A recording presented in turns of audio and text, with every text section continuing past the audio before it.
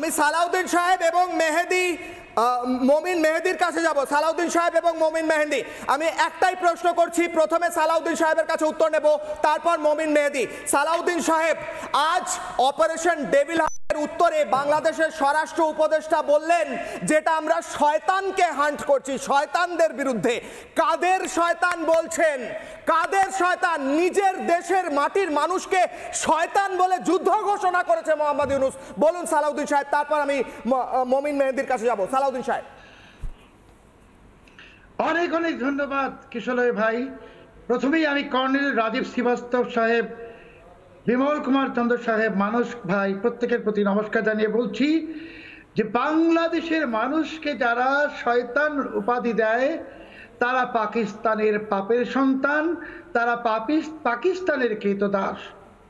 ওই অপদেষ্টা কি বললো আর না বললো, উপদেষ্টা নয়, অপদেষ্টা, সে বলেছে শয়তানের বিরুদ্ধে যুদ্ধ। হ্যাঁ, শয়তানের বিরুদ্ধেই যুদ্ধ শুরু হবে 14 ফেব্রুয়ারির পর।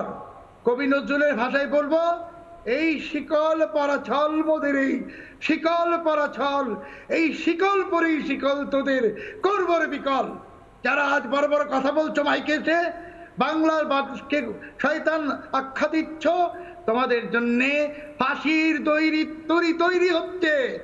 14 তারিখের পর কোথায় পালাবে সেইটা ঠিক করো। মমিন মেহেদি 14 তারিখের পর কোথায় পালাবে মোহাম্মদ ইউনূস? সালাউদ্দিন সাহেব ভার্সেস মমিন মেহেদি।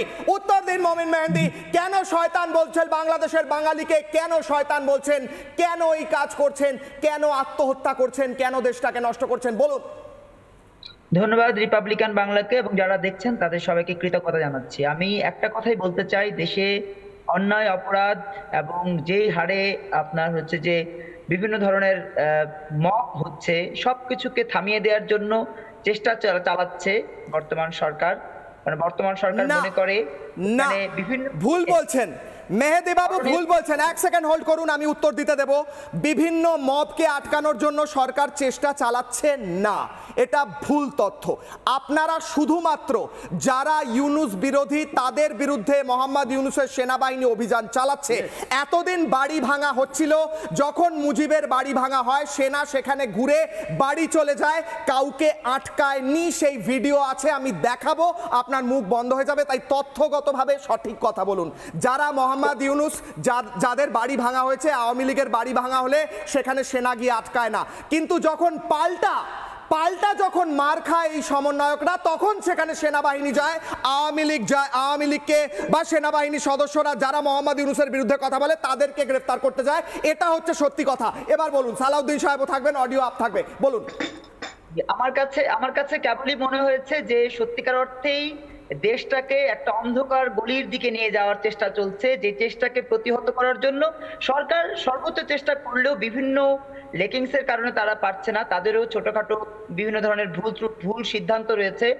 আর আপনি যেটা বললেন যে বঙ্গবন্ধুর বাড়িকে আসলে সর্বোচ্চ চেষ্টায় যেই ভাঙচুরের যে ঘটনাটা ঘটিয়েছে, এই চলমান সময়ের এই শিক্ষার্থীদের একটা অংশ, এখানে আসলে আমার মনে হয় যে দেশটাকে বিশ্বের কাছে একরকমের প্রশ্নবিদ্ধ করার জন্য, দেশের সরকারকে প্রশ্নবিদ্ধ করার জন্য এই ভেতরেই কিছু ঘুঁটি মারার উত্তর দিন। আরকে শ্রীবাস্তব উত্তর দিচ্ছেন। বেশ, হ্যাঁ শুনুন, আপনাদের বাংলাদেশ আর্মি একটা প্রফেশনাল আর্মি, পুরো বিশ্বে মান সম্মান অর্জন করেছে। আপনি কি দেখিয়েছেন 5 তারিখে? ওরা কুকুরের লেজের মতন লেজ উঠিয়ে চলে গেছে। আপনারা প্রত্যেক ডিস্ট্রিক্টে বাংলাদেশের আর্মি লোককে মোতায়েন করেছেন। ওদের কি ইজ্জত দিচ্ছেন আপনি? ওদেরকে বেইজ্জত করে দিচ্ছেন। এইটা যে পুরো দুনিয়া এটা ভিডিও দেখলো, যেটা একটা আমাদের বাংলাদেশের মাকে যেভাবে মারা হয়েছে, কোন পুলিশ নাই, কোনো কিছু নেই। আপনার 6 মাস হয়ে গেল। Where is economic development, where is economic paper? আপনি শুধু অ্যান্টি ইন্ডিয়া একটা সেন্টিমেন্ট চলে যাচ্ছে। এখান থেকে আমি একটা দেখাই অ্যান্টি ইন্ডিয়া সেন্টিমেন্ট। দেখুন, প্রত্যেকে দেখবেন, প্রত্যেকে এই ভিডিওটা দেখবেন। আজ ভারত সীমান্তে এসে বাংলাদেশের মৌলবাদী ইসলামিস্ট মৌলবাদীরা কি করছে দেখুন, ভিডিওটা দেখুন ভালো করে। এই গরু নিয়ে আসা হচ্ছে, এই গরুকে মালা পরিয়ে বেঁধে নিয়ে আসা হচ্ছে ভারতের সীমান্তে, নিয়ে এসে এই গরুকে জবাই করা হবে বলে যাতে ভারতের এবং বাংলাদেশের হিন্দুদের ওপর আঘাত করা যায়। এই ছবি আজ দেখে স্ক্রিনশট মেরে রাখুন যারা এই ছবি দেখছেন। এর চেয়ে ভয়ঙ্কর কি হতে পারে? ফুল ফ্রেম দেখাবো, ফুল ফ্রেম। এই তো গ্রামীণ Full frame। গ্রামীণ বাংলাদেশ, গ্রামীণ দেন, এটাই তো প্রফেসর ইউনূস।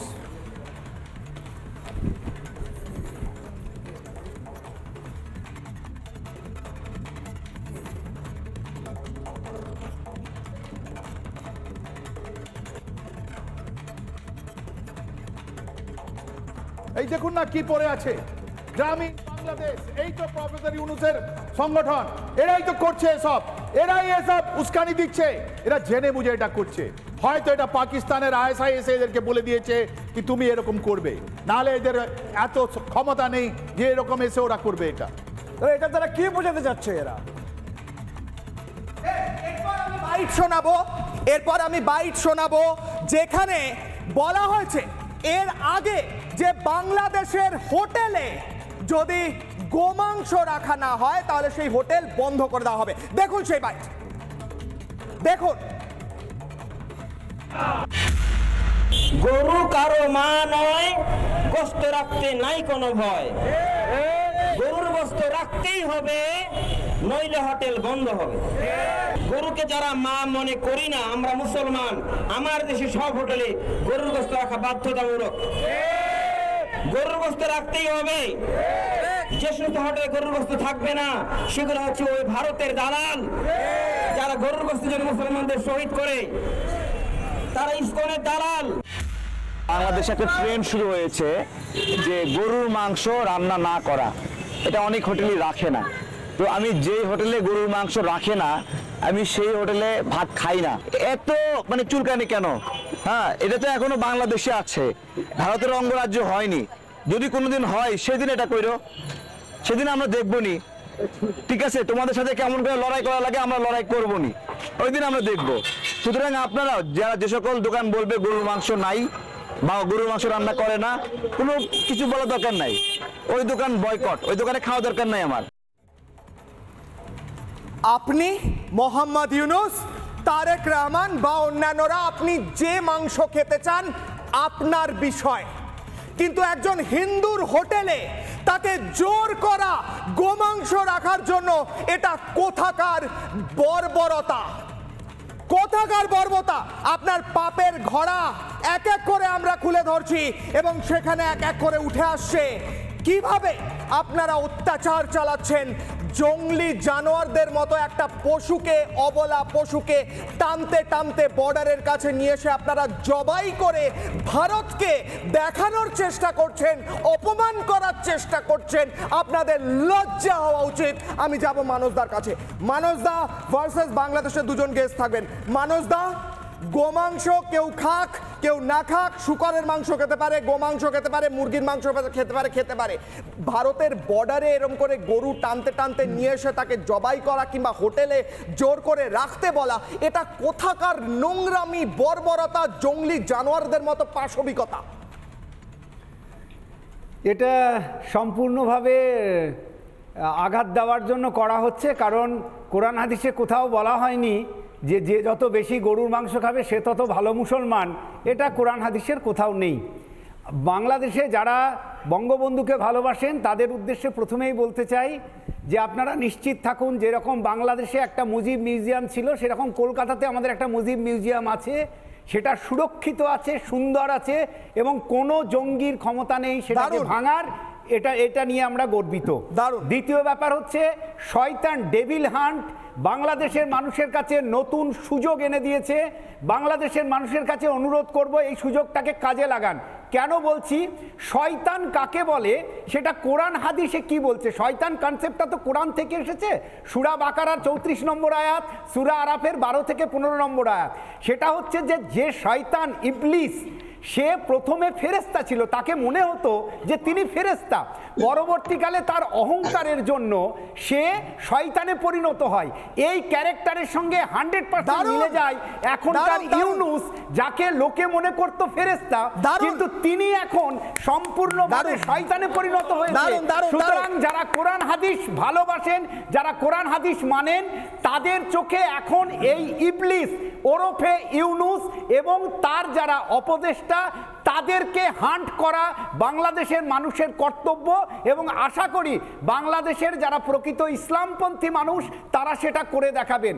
সালাউদ্দিন সাহেব জানেন উনি সাংবাদিক হিসাবে যে বাংলাদেশের সাংবাদিকদের ওপরে এখন কি পরিমাণ অত্যাচার চলছে। সেখানে বিভিন্ন সংবাদপত্রের হাউসে গিয়ে গিয়ে এই অপদেষ্টারা গিয়ে লিস্ট ধরাচ্ছেন যে কে কাজ করতে পারবেন কে কাজ করতে পারবেন না। বাংলাদেশের মানুষের আর নতুন করে জাহান্নামে যাওয়ার দরকার নেই, কারণ গোটা বাংলাদেশটাকে এরা জাহান্নামে পরিণত করেছে। বাংলাদেশ আমাদের প্রতিবেশী, আমরা চাই সেখানে সুস্থ সংস্কৃতি ফিরুক, এবং এই ডেভিল হান্টকে যেটা তারা শুরু করেছে, বাংলাদেশের সুস্থ সংস্কৃতি সম্পন্ন মানুষ, সালাউদ্দিন স্যারের মতো যারা সাংবাদিক, মাসুদ কামাল, এরকম প্রচুর সাংবাদিক যাদের সঙ্গে আমাদের যোগাযোগ আছে, তারা এবার ডেভিল হান্ট করুন, প্রকৃত শয়তান কে সেটাকে খুঁজে বার করুন। আমি নরেন্দ্রনাথ মজুমদারের কাছে যাব। নরেন্দ্রনাথ মজুমদার, আপনি হলেন বিবেকানন্দ গবেষণা কেন্দ্র বাংলাদেশের সাধারণ সম্পাদক। বিবেকানন্দ কোথায় বলেছিলেন যে হোটেলে গোমাংস রাখতেই হবে, কিংবা কোথায় বলেছিলেন গরুকে টানতে টানতে নিয়ে এসে ভারতের বর্ডারে জবাই করে পলিটিক্যাল বার্তা দিতে হবে? আপনি কেন নিন্দা করছেন না বলুন? দাদা, তার আগে 10 সেকেন্ড সময় নেই। এই যে ইন্ডিয়া টুডের নিউজ যে মায়াবতী স্ট্যাচু ভ্যান্ডালাইজেশন লখনৌ, আপনি চ্যালেঞ্জ করছেন যে আপনাকে দেখালাম।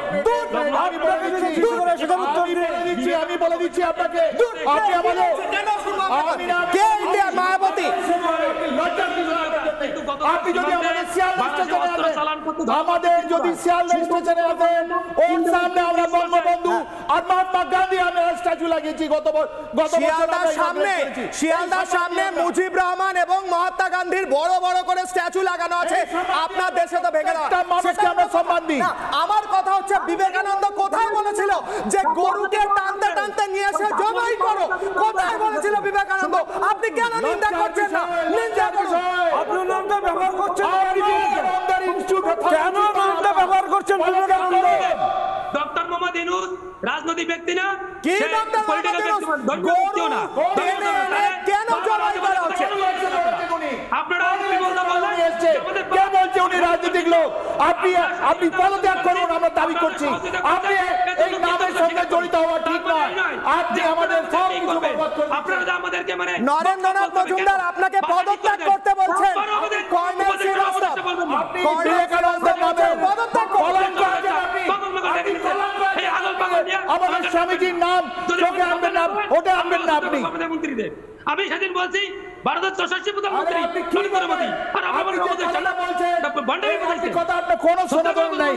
আপনি একটা পাকিস্তানি পাপেট। বমসং করেন সবসময় কেন? আপনার মেরুদণ্ড নাই, আপনি বলুন। আপনার বাড়িতে কত লোক মুক্তিযোদ্ধা আছে বলুন আপনি। একবারও বলতে আর বাপ বলবেন না। নরেন্দ্রনাথ মজুমদার, আপনি এই মোহাম্মদ ইউনূসের পাপের ঘোড়া আমার হাতে রয়েছে। আপনি এই পাপের ঘোড়াটা নিন এবং মাথায় ঢেলে নিন। আপনি এই পাপের ঘোড়াটা মাথায় ঢেলে নিন।